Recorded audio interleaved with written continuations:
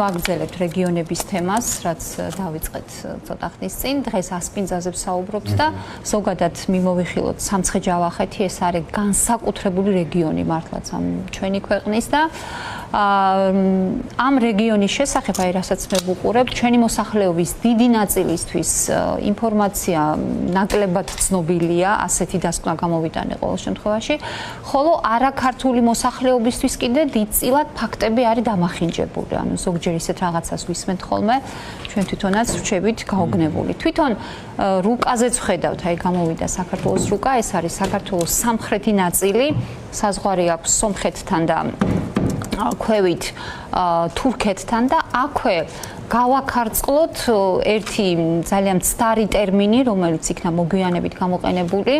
სამცხე-ჯავახეთი, ეს არის ისტორიული მესხეთის მცირე ნაწილი და ეს მესხეთის საკმაოდ დიდი ტერიტორია გვაქვს, ახლა რუკა შეგვიძლია ამ რუკას შევხედოთ.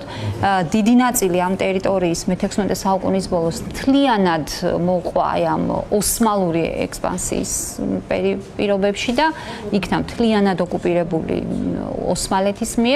შემდეგ 1829 წელს წელი არ შემეშალოს რუსეთ-თურქეთის ომის დროს მესხეთის მცირე ნაწილი დაბრუნდა საკმაოდ და ამ მცირე ნაწილს სამცხე-ჯავახეთის ნაცვლად დაარქვეს მესხეთ-ჯავახეთი, რამაც შექმნა ძალიან დიდი დაბნეულობა და ეს არის მცდარი ტერმინი, თავისთავად ცხადია.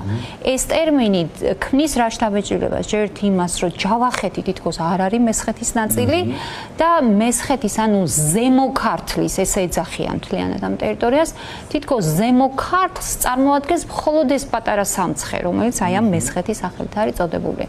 მაგრამ აი პირველი, ვინც დაიწყო აი კრიტიკა და ზოგადად ჩვენი თუნდაც ისტორიული რელიგიური წყაროების კრიტიკულად გააზრების მაგალითს ჩვენ გვაძლევს ივანე ჯავახიშვილი. საერთოდ საოცარი ადამიანია და პირველი, ვინც დაიწყო ამ თემაზე საუბარი, იყო სწორედ ივანე ჯავახიშვილი. მას ხვებიც აყვნენ, მაგრამ გაუგებრობა დღემდე გვაქვს.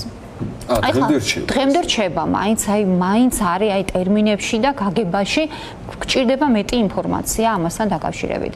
ეხლა როგორც ჩვენ რუკაზე ვხედავთ, სამცხე-ჯავახეთის ტერიტორია, ანუ ეხლა სამცხე-ჯავახეთი და ისტორიული თორი, აი ეს ეკუთვნის მაგალითად სამცხე-ჯავახეთის ნაწილს. ეხლა დიდი ნაწილი აი ისტორიული მესხეთის არის დაკარგული რა გაგებით თურქეთის სახელმწიფოს შემადგენლობაშია და ყველაზე გავრცელებული ტერმინით ტაო-კლარჯეთის სახით მოიხსენიებთ. ტაო-კლარჯეთი იყო აი ამ მესხეთის ნაწილი, რომელიც აი ამ ხელშეკრულებით, მაშინდელი ხელშეკრულებით არ დაუბრუნდა საქართველოს და დარჩა თურქეთის შემადგენლობაში.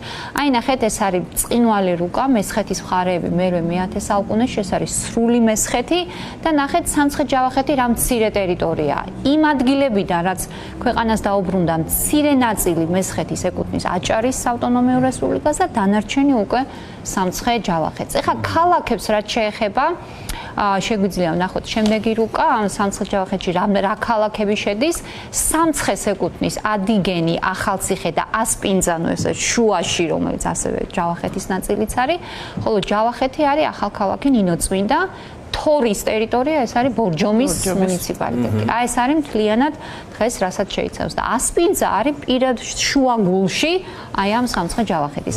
ეხლა რაც შეეხება თვითონ ტერიტორიას, საქართველოს ციმბირს ეძახიან ამ ადგილს, იმიტომ რომ მაგალითად აბსოლუტური მინიმუმი, რაც კაწახზე დაფიქსირდა, ეს არის -40 გრადუსი. დაფიქსირებულია -40. შესაძლოა ჩვენ არც ვიცით, რომ გვაქვს ადგილები, სადაც -40 გრადუსი ფიქსირდება და აი ზამთარში ყველაზე შთამბეჭდავი ტური, რაც შეიძლება დაიგეგმოს, ეს არის ჯავახეთის გაყინული ტბები. ეს არის აი ერთ-ერთი უნიკალური ზამთრის ტური, რომელიც თუ არ ვართ ნამყოფი, აუცილებლად შეგვიძლია დავგეგმოთ. ანუ ესეთი გეოგრაფია. ეხლა მოსახლეობას რაც შეეხება, ახალქალაქი ნინოწმინდა ქვევით ამ ტერიტორიაზე 95%-ზე მეტი არის სომეხი მოსახლეობა. ხოლო მთლიანად სამცხე-ჯავახეთში არის 56% ქართველები, 40% სომხები და ძალიან მცირე ნაწილი კიდე შესაძლოა დავამატებ, რომ სამცხე-ჯავახეთის კულინარიას და გასტრონომიაზე ასახულია. მესხური სამზარეულო. კი, აბსოლუტურად ასახულია სომხური გავლენა, ძალიან მაგალითად. თუმცა პოზიტიურად ვიტყოდი, ძალიან გემრიელი იყო. გასაკვირველია, არანაირი პრობლემა. გარდა ამისა, ვინაიდან აი ვისაც გაულია ამ ტერიტორიაზე ვხედავთ, რომ 70% არის საძოვრები, ძირითადი დარგი იქ არის მესაქონლეობა მეურნეობა და სოფლის მეთაფლეობა კიდე ძალიან ცნობილი თაფლია და სოფლის მეურნეობის დარგებიდან ახლა პირველი გამოჩნდა კიდევაც ფოტო რა გვახსენდება კარტოფილი, ბოსტნეული და ყველაზე მთავარი ანუ მესხეთი რითაც გამოირჩევა ეს არის ხორბლის სამშობლოა. თუ მაგალითად გავითვალისწინებთ იმას რომ მთლიანად სოფლიოში არსებობს 27 სახეობის ხორბალი, აქედან 23 ეს არის კულტურული ჯიში და ამ 23 კულტურული ჯიშიდან 14 ქართული ხორბალია და ეხლა რატომ არის თქვა ქართული ხორბალი, ქართული ჯიშის ხორბალი განსაკუთრებული. ამის მიზეზი აი დოლის პური მაგალითად მახა, კიდევ ბევრი ისინი რა ქვია პურები. მთავარი ამბავი არის ის რომ არის ყინვა გამძლე ან უძლებს ყინვას ძალიან ძიმეს, ასევე გვალვა გამძლეა, პლუს მავნებლების მიმართ არის მდგრადი. ეს ჩვენი ხორბალი და პლუს გარდა ამისა ამ ფქვილით გამომცხარი პური დიდხანს შეგვიძლია გავაჩეროთ ისე რომ ის არ ობდება, ანუ ობი არ უჩდება. ანუ სასწაული მხარეა მხოლოდ ამ რესურსებიდან გამომდინარე მესხეთი. და სასარგებლოდ ისე რომ კიდევ ცალკე რამხელა კომფორტია მეურნეობაში თქვენ წარმოიდგინეთ ამდენ ვითარებას რომ უძლებს და პლუს მალფუჭებადი არ არის. თან პურზე ვსაუბრობთ ეს ხო ბაზისური პროდუქტია? კი და უბრალოდ ეხა ჩვენ უნდა ვიცოდეთ ამის შესახებ, ხო, ადგილობრივმა და აი იმიტოა რომ ჩვენ ამ ხელა რესურსის ქვეყანა ბევრად კარგ მდგომარეობაში უნდა ვიყოთ, აი ამაზე გწლება ხოლმე გული ყოველთვის. ეხლა რაც შეეხება კულტურული მემკვიდრეობის ძეგლებს, ზოგადად მესხეთი არის საბადო ძეგლების, აი ეს არის ადგილი, სადაც მუდმივად უნდა მიმდინარეობდეს კვლევა. თვითონ აი რამდენიმე გადაცემის წინ ჩვენ გქონდა ვისაუბრეთ კულტურულ მემკვიდრეობაზე და კიდევ ერთხელ შევიხსენოთ უძრავი ძეგლები რამდენი გვაქვს ქვეყანაში ბოლო მონაცემით, ანუ გუშინ გადავამოწმეთ ზეგთა დაცვის ეროვნული სააგენტოს გვერდით 7953 უძრავი ძეგლი გვაქვს. აქედან ეხა კოლაჟიც ტრიალებს იუნესკოს ძეგლები მცირე გვაქვს, ჩვენ მცხეთის 3 ძეგლი, სვეტიცხოველი, ჯვარი, სამთავრო. გარდა ამისა გელათი კი ვიცით ამ მდგომარეობაშია, სვანეთის კოშკები და პლუს აი კოლხეთის ეროვნული ნაკრძალი, მხოლოდ ესენია. დანარჩენი აი 2007 წელს 15 ძეგლი წარუდგინეს იუნესკოს და შეიყვანეს საცდელ ნუსხაში, მაგრამ მე არაფერი არ კეთდება სამწუხაროდ იმისთვის, რომ რაღაცა მეტად ცნობადი გახდეს ის საოცარი ძეგლები, რაც გვაქვს ქვეყანაში. ერთია ცნობადობა და მეორე გაფრთხილება და ძეგლები რა მდგომარეობაშია ბოლო წლების მანძილზე ეს არის თავისთავად და იგივე ამ საცდელ სიაშია ყველაზე ცნობილი ასპინძის მუნიციპალიტეტის ძეგლი ვარძია ხერთვისის აი ესეთი უნიკალური კომპლექსი. ეხლა ასპინძაზე რო გადავიდეთ, ეს არის სამცხე-ჯავახეთის ყველაზე პატარა ქალაქი, აი კი ხედავთ. ნუ მე საოცარი ქალაქებია და ლანდშაფტია, გამაოგნებელი პირდაპირ. მოსახლეობა 2014 წლის მონაცემებით არის 10372 და ყველაზე შთამბეჭდავი რაც არის, ჯერტი რომ მიდიხარ იქეთ სულ ნიადაგის ფენებს რო უყურებთ, არის სულ სხვადასხვა ფერები, აი სასარგებლო წიაღისეული რა არის მაგალითად ასპინძაში, ბაზალტით არის მდიდარი, მაგალითად სოფელი ხიზაბავრა ასპინძის მუნიციპალიტეტი და სარო საერთოდ ბაზალტის საძირკველზე დგას, მარმარილო, დიატომიტი, ეს დიატომიტი საოცარი ქვა არის, მისი ქიმიური შედგენილობის 96% ოპალია და ჭობარეთში არის მისი საბადო, ანუ ასპინძაში, აი მარმარილოს და ამ დიატომიტის. ტუფი, ანდეზიტი არის უამრავი თერმული წყლები და ნუ უნიკალური რეგიონია, უნიკალური, რომელიც იმსახურებს ბევრად მაგრად ყოფნას. ეხლა რაც შეეხება ძეგლებზე რო გადავიდეთ, აი დრო რო დავზოგოთ, ყველაზე ცნობილი ძეგლი, რაც მეტნაკლებად ყველამ ვიცით, ეს არის ვარძია, კლდეში ნაკვეთი ქალაქი, მე-12-მე-13 საუკუნის სამონასტრო ანსამბლი, მაგრამ მიუხედავად იმისა, რომ აი ვარძია, თქო, სასკოლო ტურებზე ხო შეიძლება ბევრი ვიყოთ ნამყოფი, მე ბევრი შიდა ტური მაქვს ჩატარებული და მივხვდი, რომ საქართველოს მოსახლეობის საკმაო ნაწილი ვარძიაში ნამყოფი არ არის. აი არ მიკვირს სოფლიოში. აქაც დადიან ძირითადად უფრო მეტად ალბათ ტურისტები, ტურისტები რა თავისთავად ხადია. ჩვენ კლდეში ნაკვეთი ქალაქი რამდენიმე გვაქვს. ეს არის ჩვენი, რა ვიცი, აი მე მინახავს უცხოელების გაოგნებული სახეები ამ ჩვენი ქალაქების ნახვისას, განსაკუთრებით აი ვარძიას ეხება და ხშირად გვეკითხებიან, რომ აი რა განაპირობებდა იმას, რომ აი კლდეში ხდებოდა ამ ქალაქების გამოჭრა. ერთ-ერთი მიზეზი გარდა თავდაცვითი საჭიროებებისა, რაც მუდმივად იყო ჩვენს ქვეყანაში, საქართველოს ბევრი რიგი რაიონი გამოირჩევა ესეთი ფხვიერი კლდოვანი არქიტექტურით, რომელიც მარტივს ხდიდა გამოჭრას. მაშინდელი საშუალებას რომ ასეთ ქალაქები კი, და ეს იყო ძალიან კომფორტული ადვილი, საშუალება გაკეთებული იყო ქალაქი და გარდა ამისა პლუს იყო თავდაცვითი ნაგებობა. თვითონ ვარძია ერუშეთის მთის კალთაზე არის, წინვალი კადრია, რაც ახლა გვაქვს გამოჭრილი და მისი მშენებლობა მიმდინარეობდა რამდენიმე ეტაპად. პირველი ხა ეკუთვნის გიორგი მესამეს, ეს თამარ მეფის მამას. პირველი პატარა სენაკები, აი მაშინ ჩნდება იმ პერიოდში და თამარ მეფემ უკვე განავითარა, შემდეგ შექმნა იმ მთავარი დარბაზი, სადაც არის ეს წინვალე ფრესკა, რომელიც არის რატის სურამელის თაოსნობიდან მისი დაფინანსებით მოხატული. რატის სურამელი გვახსოვს ალბათ ხვაშაკ ცოქალის ძე არის, ხვაშაკ ცოქალი და კრავაი ჯაყელი, ქართველი დიპლომატი ქალები, ანუ საოცარი ქალები, მისი შვილია და მისი ფინანსებით და მხატვართა ჯგუფი მისი მოყვანილია ამ ქალაქში. ესე იგი, რაც შეეხება ვარძიის ფრესკას, აი რაც არის ახლა გამოსახული, ვარძიის ფრესკა არის განსაკუთრებული იმით, რომ ჩვენ თამარის 4 ფრესკა გვაქვს ადრინდელი პერიოდის. ამ 4 ფრესკიდან ერთი გვაქვს აქ არის ვარძიაში, ბეთანიის, ყინწვისის ფრესკა არის და მეოთხე არის აი დავით გარეჯის ბერთუბნის ფრესკა. აი ყველაზე ადრეული თამარის გამოსახულება გვაქვს სწორედ ვარძიაში და საინტერესო რა არის, რომ ყველა სხვა ფრესკისგან განსხვავებით გვირგვინის ქვეშ თავშალი არა აქვს. ანუ ყველგან სხვაგან თავშალი აქვს. არა აქვს, იმიტომ რომ არ არის ჯერ გათხოვილი და ხელში უჭირავს თან ეს ნაგებობა, რაც იმას ნიშნავს, რომ ჯერ კიდევ მაშინ, როცა თამარი არ იყო დაქორწინებული, ზრუნავდა ამ ვარძიის აღშენებლობაზე, შეიძლება ითქვას. თვითონ სახელთან დაკავშირებით მესხეთში ყველაფერი თამარს უკავშირდება, ნუ ვარძია ხო აქ ვარძია.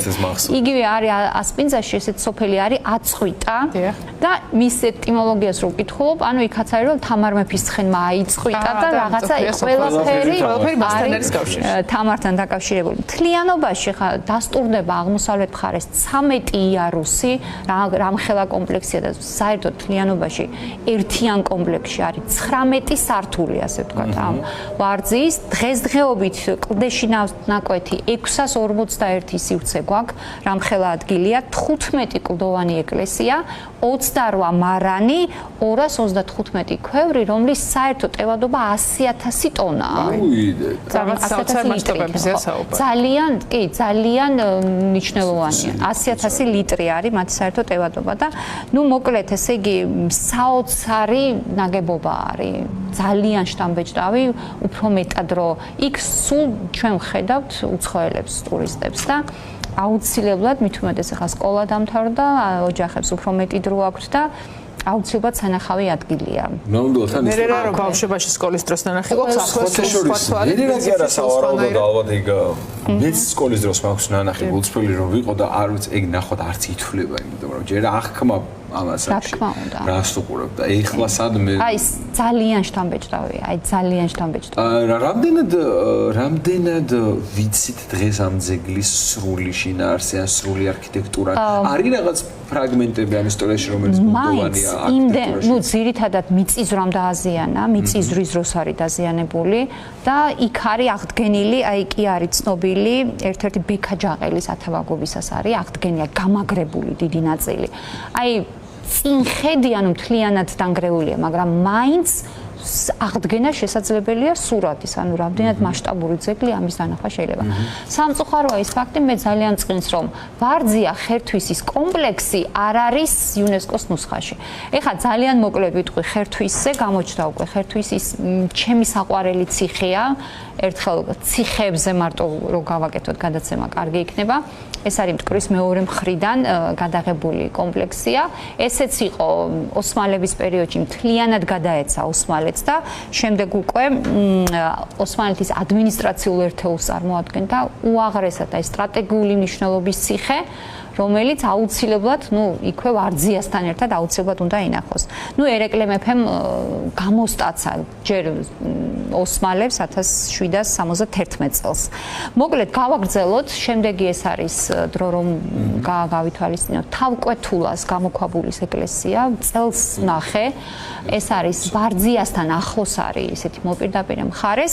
თავკვეთულა თარიღდება მერვე მეცხრე საუკუნით, ეს კლდეში ნაკვეთია, დაახლოებით მერვე მეცხრე საუკუნით, სოფელ მირაშხანსა და ვარძიას შორის არის, თავისთავად ცხადია, ესეც არის ძალიან შთამბეჭდავი ამბავია და ხიდია გაკეთებული დღეს უკვე. მანამდე ადგილობრივები ამბობდნენ, რომ 11 სექტემბერს იქ აღინიშნება იოანე ნათლისმცემლის თავის მოკვეთის დღეს აღნიშნავენ. ადგილობრივები იკრიბებიან და ამბობდნენ, რომ 11 სექტემბერს წყალი იწევსო, დაბლა და ფეხით გადადიოდნენ. არც იყო ხიდი საჭირო. ხიდი არ იყო საჭირო, ეხლა ხიდი გაკეთებულია და ამ ძალიან საოცარი და ისეთი მისტიური, საერთოდ იქეთ ყველა ძეგლი ესეთია, ნახვაც შესაძლებელია იქვეა შემოგარენში, აი ვარძიასთან ახლოს.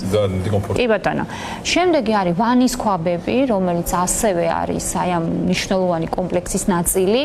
ვანის ქვაბები თარიღდება მერვე საუკუნით და ეს იყო თავიდან ფეოდალური სამონასტრო კომპლექსი, გურგენიძეების სამონასტრო კომპლექსი იყო, თამარ მეფის დროს დაიწყო მისი რეკონსტრუქცია და ამ კლდეშიც არის 200-ზე მეტი გამოქვაბული. წარმოიდგინეთ, ესეც როგორია და 16 სართული. ამ ვანის ქვაბებში, ვაჰანის ქვაბებს ეძახიან სხვანაირად. ეხლა თქვენ ხედავთ აქ წარწერებს, ქართული ლიტერატურის ისტორიისთვის არის რაღაცა წარმოუდგენლად შთამბეჭდავი ამბავი, იმიტომ რომ აქ არის წარწერები მე-15-მე-16 საუკუნეში ამ ტაძარში იძულებით მოყვანილი გოგონების მელნით დაწერილია. რით არის შესრულებული, მელნია ძირითადად, იმიტომ შენარჩუნებულია ამდენ ხანს. შენარჩუნებული, აქ ჩვენ ხედავთ ვანდალიზმის ფაქტებს, აი სახელები რო აქვს გადაწერილი ვიღაცამ თავისი სახელი ამოკაწრა, ძალიან ძიმე ამბავია ხა რაც არის დაზიანებული.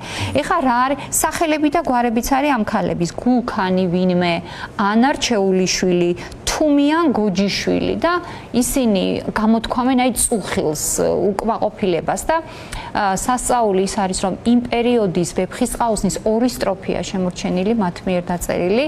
ოღონდ ძირითადად ყველა წარწერა არის სატრფიალო თემატიკის, ვეფხისტყაოსნიდანაც აღებულია ნესტან დარეჯანის წერილი ქაჯეთის ციხიდან, ტარიელს რომ მისწერა და არის როსტომიანის ფრაგმენტები, ეს არის შაჰნამეს ქართული ვერსია. და პლუს ხალხური ესეთი სამიჯნურო სატრფიალო ლექსები და ძალიან სამწუხაროა ის, რომ აი რა კონტინგენტი შედის იქ და და ვინა ხეთას აი რაღაცები არის მიწერილი, წარმოუდგენელი ამბავია. სხვათა შორის არსებობს ესეთი ამბავი, თქმულება შეიძლება ბევრს გაგეგიათ, რომ ესეთი მინაწერი თითქოს ამბობენ, რომ ვანის ქვაბებშია, რომ 14 წლისა აღვიკვეცე მონაზვნად, ახლა შევსრულდი 76-ის, რა ლამაზი იყავი ბიჭო.